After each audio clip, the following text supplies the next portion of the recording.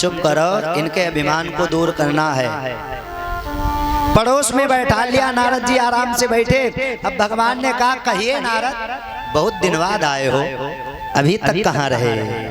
हरस मिले उठी रमा निकेता, बैठे आसन ऋषि समेता। अपने आसन पे ऋषि के समेत बैठ गए हैं। बोले बिहसी चराचर राया। भगवान मुस्कुराने लगे। भगवान ने कहा, कहिए नारद, इतने दिन कहाँ रहे? बहुत दीनन कीन्ही मुनिदाया। भगवान क्या कह रहे हैं? बहुत दिनों में आपने हम पर दया की है। हे नारद जी, इतने दिन कहाँ रहे? अब जो बात भोले बाबा ने मना की थी, वही रामायण खोल करके नारद जी बैठ गए। भोले बाबा ने कहा था एक कथा भगवान नारायण को नहीं सुनाना, लेकिन नहीं जमी नारद जी को सुना दिया। बोले प्रभु कुछ नहीं, वो थोड़ा चले गए थे तपस्या करने के लिए। भगवान ने कहा, कहाँ तपस्या करने के लिए चले गए, जरा बताओ तो। अरे प्रभु वहां गए थे, क्षीर सागर के किनारे, वहां सरोवर के किनारे कर रहे थे, और वो कामदेव आया। तो आगे क्या हुआ? बोले कामदेव आया और कामदेव ने इतने उपाय किए, मेरी तपस्या भंग करनी चाहिए, लेकिन भंग नहीं कर पाया। और पता है प्रभु, मेरी आंखें खुली तो वो चरणों में पड़ा था, तो मेरे मन में जरा सा भी क्रोध नहीं आया, नेक सा भी क्रोध। भगवान कहने लगे, अच्छा नारद, तो बोले प्रभु जी, अब तो हमने काम और क्रोध को जीत लिया है। अच्छा, फिर नारद जी बोले, प्रभु जी कुछ नहीं, बस आपका भजन करता हूँ, राम नाम गाता हूँ, बस आपका आशीर्वाद चाहिए, हमें और कुछ नहीं चाहिए। भगवान ने कहा, जाओ, मेरा आशीर्वाद सदैव तुम्हारे साथ है। प्यारे, जो भगवान का भक्त है, अगर रास्ते से इधर उधर भटकना चाहता है, भटक भी रहा है, तो क्या होता है? भगवान उसको भटकने नहीं देते हैं, बाँह पकड़ करके अपनी ओर खींच लेते हैं। ए, कहाँ जा रहा है? अभी तो मेरे रास्ते पे चल रहा था, अब तू भटकने की कोशिश कर रहा है।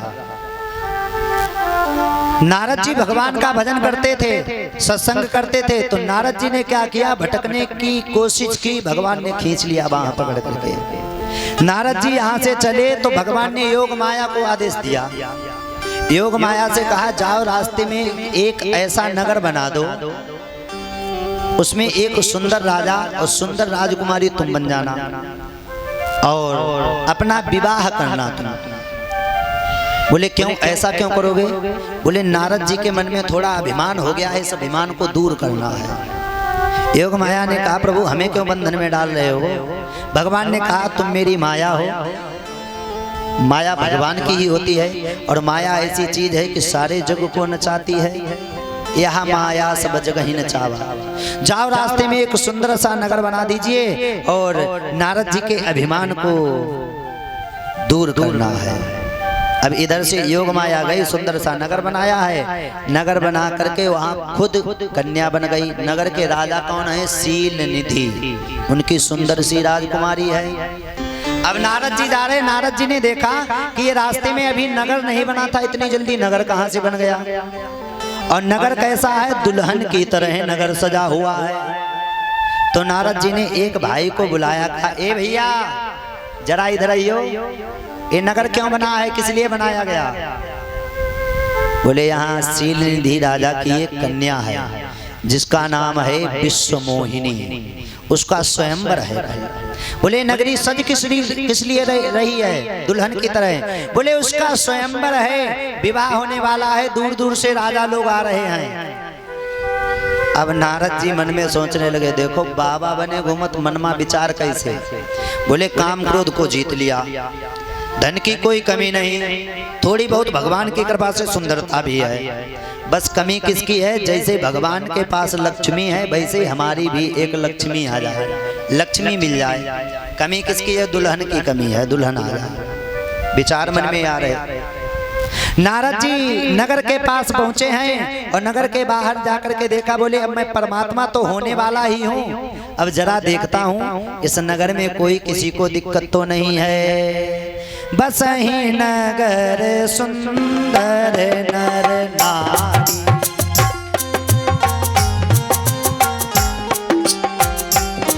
ओ बस ही नगर सुंदर नर नारी।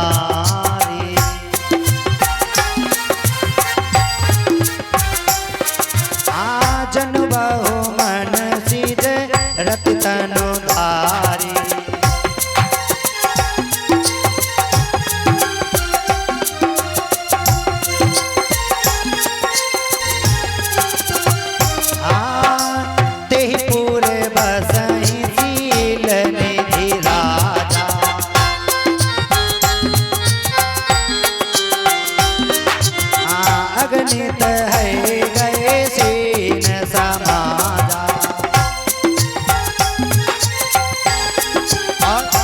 हाँ विश्व मोहिनी विश्व मोहिनी विश्व मोहिनी दास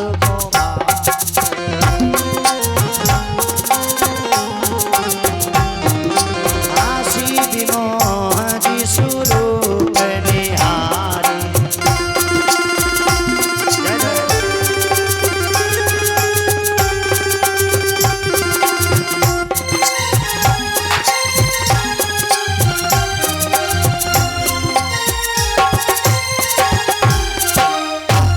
विश्व मोहिनी कुमारी है। अब नारद जी गए। अब नारद जी घर में जैसे पहुंचे तो क्या देखा है, राजा ने नारद जी आए हैं तो नारद जी को अपनी कन्या का हाथ दिखाया है। सुनी सब चरित भूप ग्रहे आए। राजा के घर में आया है तो हाथ दिया, हाथ में किनका हाथ देखो, हाथ की रेखाएं क्या बता रही हैं। तो नारद जी ने जैसे विश्व मोहिनी का हाथ देखा है तो हाथ देख करके नारद जी के विचार ही चेंज हो गए। अब नारद जी ने हाथ देखा, जो इसको वर्ण करेगा वो तीनों लोकों का राजा होगा। वर्ण कौन कर सकता है, विवाह कौन कर सकता है? विवाह कर सकते हैं केवल एक ही नारायण भगवान। तो नारद जी ने जैसे हाथ देखा, हाथ देख करके सब कुछ बता दिया, मन में बसा लिया। अब मन में बसा रहे हैं, हाथ की ओर नजर डाल रहे, दूसरी ओर उसके रूप को देख रहे, किसका रूप कैसा है। रूप को देख करके नारद जी मोहित हो गए। नारद जी सोचने लगे बस इसी की कमी थी, वो भी आज भगवान ने हमारी पूरी कर दी है। लक्ष्मी जी नहीं थी, लक्ष्मी जी आज मिल गई हैं, जान लो मेरा काम आज हो जाएगा। तो राजा से नारद जी बोले हैं, हे राजन, इसका जो वर्ण करेगा वो कैसा होगा? सुनो, तीनों लोकों का राजा होगा। जो यह भरई अमर सोई होई, समर भूमि ते ही जीतन को।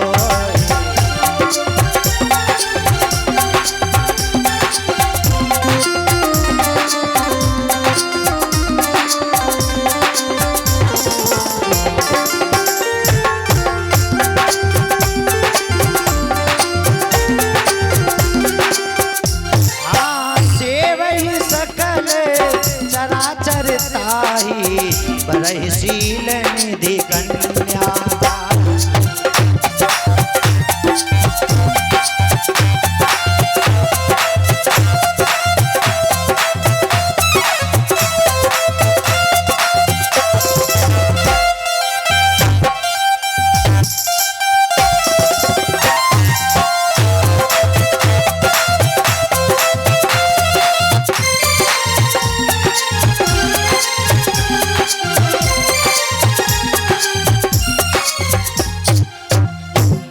इसका वर्ण करेगा वो अमर हो जाएगा।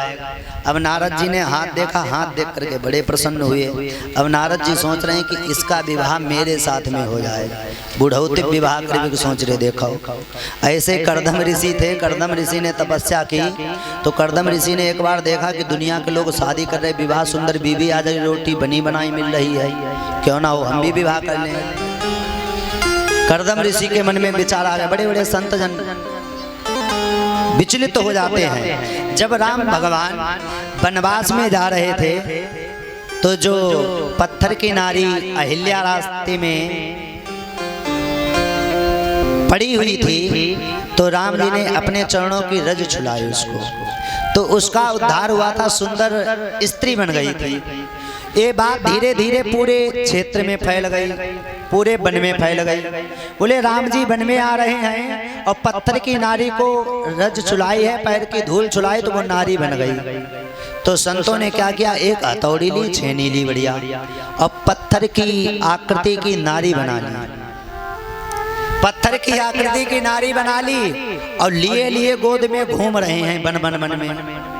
तो एक संत ने देखा तो उस संत ने पूछा, अरे तुम ये पत्थर की नारियां क्यों बनाए घूम रहे हो? तो संतों ने बड़ी सुंदर बात कही कि हमारे राघव वन में आ रहे हैं और हमको नारी की जरूरत है। हम भजन करते रहते हैं और भजन करने के बाद खुद भोजन बनाना पड़ता है हमें, तो हम चाहते हैं भोजन हमें ना बनाना पड़े, हमें बना बनाया मिले। बोले तो पत्थर की नारी थोड़ी ना भोजन बना देगी। बोले पत्थर की नारी नहीं बनाएगी, राम जी आएंगे। राम जी संतों की बातें अवश्य मानते हैं, तो उनसे हाथ जोड़ करके निवेदन कर लेंगे, हे प्रभु जैसे उसमें पैर छुआई के आ गए वैसे इसमें पैर छुला दीजिए धीरे से, ये नारी बन जाएगी और मैं आराम से रहूंगा, बनी बनाई रोटी मिलेगी हमें। विवाह के लड्डू संतन के मुंह में फूट रहे। देखो एक संत बड़ी प्यारी कथा सुना रहे थे यही।